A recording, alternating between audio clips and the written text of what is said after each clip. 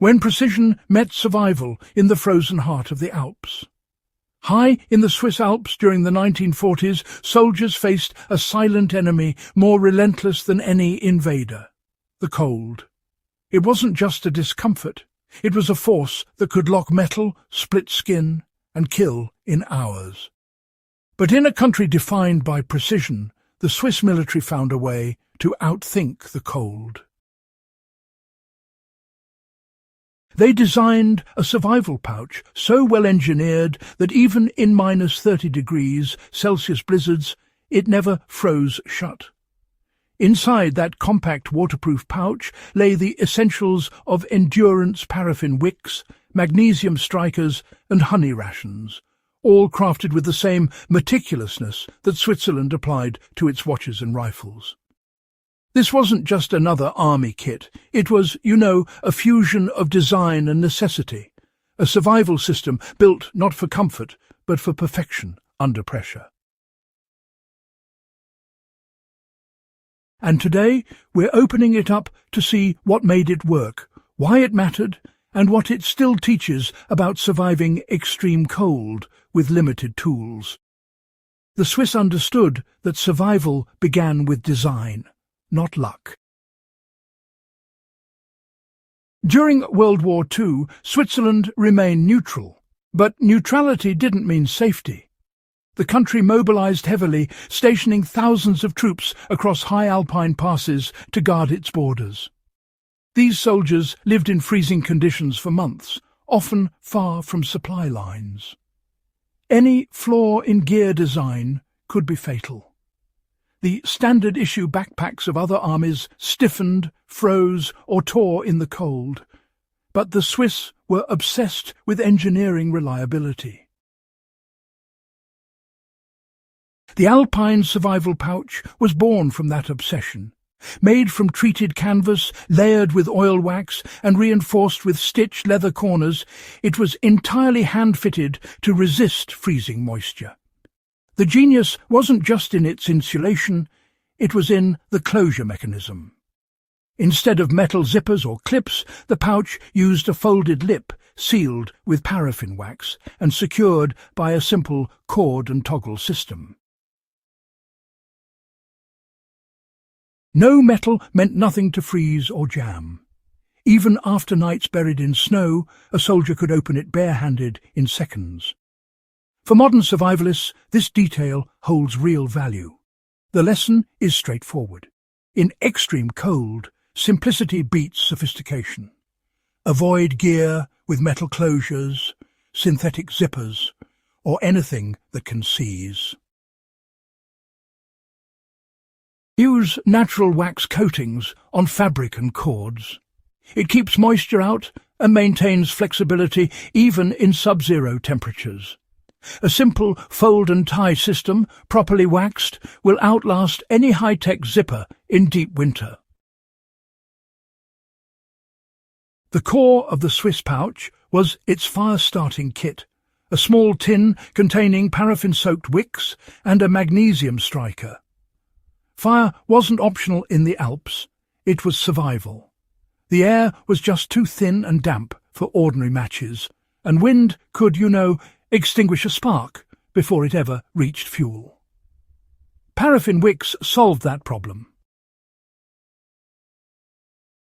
When ignited, they burned steadily even in freezing gusts, maintaining flame long enough to light twigs or melt snow for water.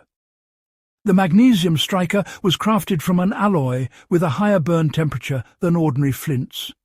Soldiers scraped thin shavings onto the wick, then struck sparks directly into the pile. It was fast, windproof, and could work after being submerged in snow. If you want to apply this technique today, it's actually quite easy to recreate. Take cotton cord or strips of cloth, soak them in melted paraffin or beeswax, and store them rolled tightly in a tin. When lit, they act as long, burning tinder that resists wind. Carry a magnesium striker, not just a lighter. It never runs out of fuel and works even when wet. Tucked beside the fire kit was something seemingly out of place, a small, sealed tin of honey.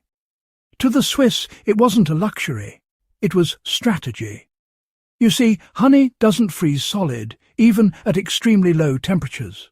That meant it could always be eaten directly, unlike other rations that turned rock hard in the cold.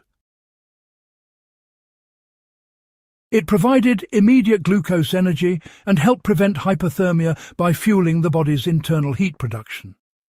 Even more cleverly, honey doubled as a medicinal supply. It could be applied to cuts or frostbite wounds to prevent infection and promote healing. For modern cold-weather expeditions, the lesson is clear. Pack high-calorie, freeze-resistant foods. Honey remains one of the best natural options.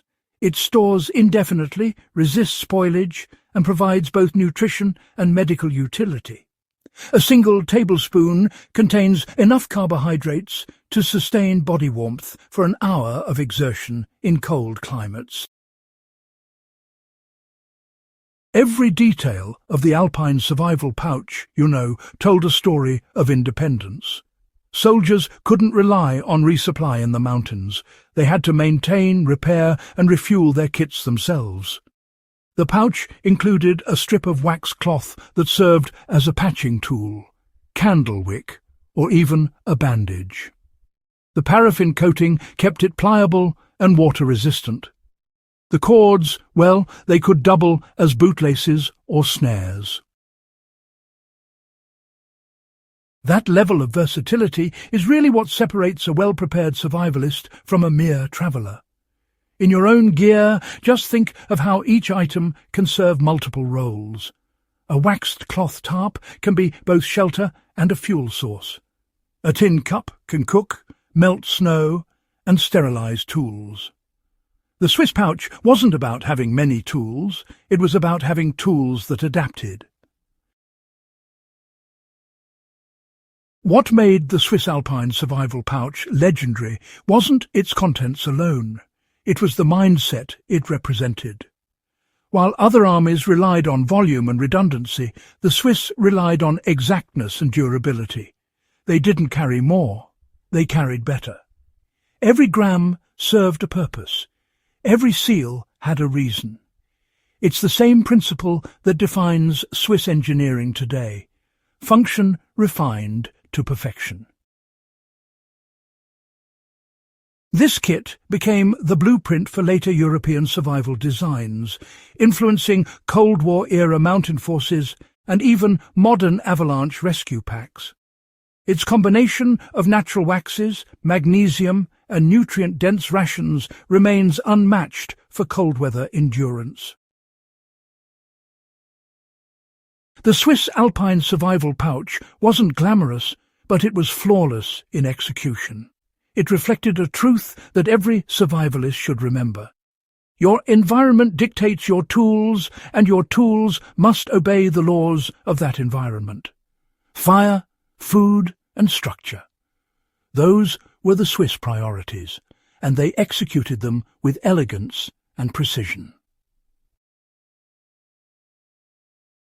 If you appreciate learning how design and discipline shape survival in history's harshest conditions, make sure to subscribe to In the Beginning. Share this episode with someone who values craftsmanship and real historical insight. Every week, we uncover stories where survival wasn't luck, it was engineering. Because the greatest lessons in endurance are hidden not in weapons, but in the quiet genius of tools that kept humans alive against the cold.